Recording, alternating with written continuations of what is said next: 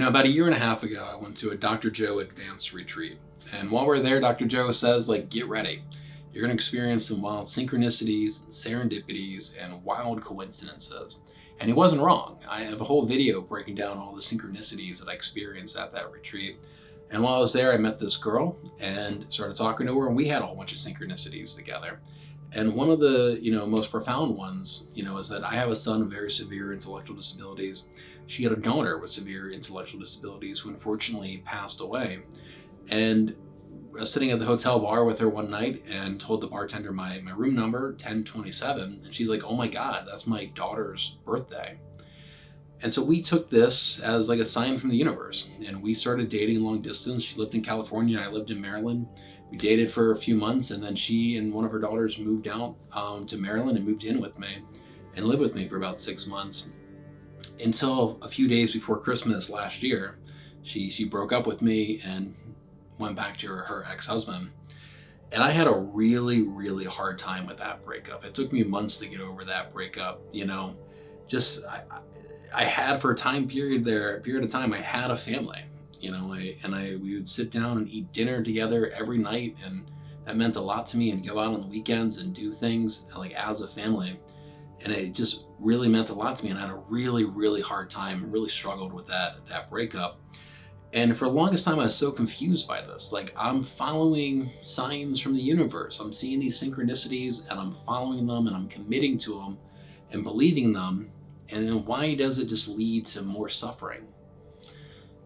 And that's really struggled with, the credibility of all this stuff for a long time because of that.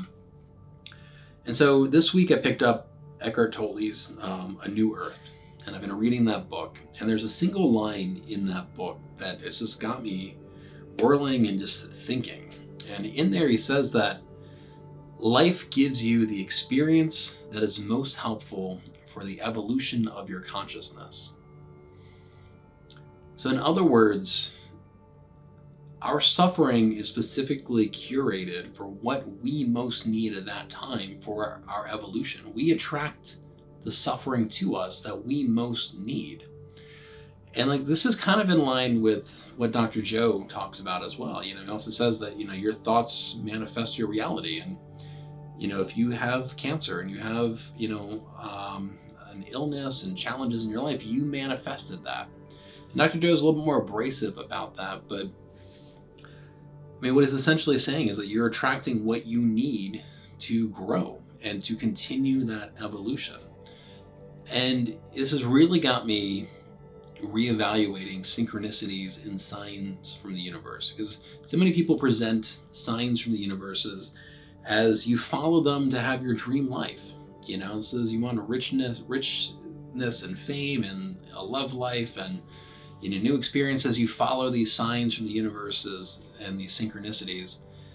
And it's got me reevaluating that. Maybe what they really are is to guide you to the experiences that you most need at that time in your life for the evolution of your consciousness. Maybe it's not necessarily your perfect ideal life, but it's just the evolution of your consciousness that they are really pulling you towards and guiding you towards. Which, ultimately can lead to happiness, can it? I had another girlfriend that dumped me about 2 months ago, and we dated for about 6 months.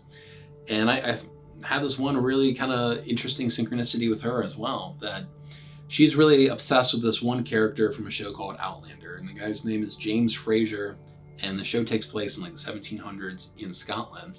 And I wanted to buy her some merchandise for this show as a gift, and what I realized was that the guy's middle name is Malcolm, and that's my name. My name's Malcolm, and my dad was born in Scotland. So her dream guy that she's got this huge crush on, she talks about all the time, she has a pillow with a guy's face on it, is a Scottish man named Malcolm. And I'm a Scottish man named Malcolm. And so again, I saw this as a synchronicity and a sign from the universe, and I followed it. I was fully committed, okay, this is it. The universe has spoken, this is a synchronicity, let's make this work. And then she dumped me about 2 months ago. But I tell you what, that was an incredible experience dating her. That was the healthiest relationship I've ever had. I grew a lot from that relationship. And perhaps that is what I needed for the further evolution of my consciousness. The girl that lived with me for 6 months, that went back to California, I grew tremendously from that relationship. I absolutely evolved over that time period. That was my first serious relationship after my ex-wife, and I grew tremendously from that. And I was a different person. I'm a different person today than I was at the beginning of that relationship. And so again, just thinking about synchronicities, synchronicities, I think, can lead you to suffering. They can lead you to immense and terrible suffering. And that's a good thing. That may be what you need.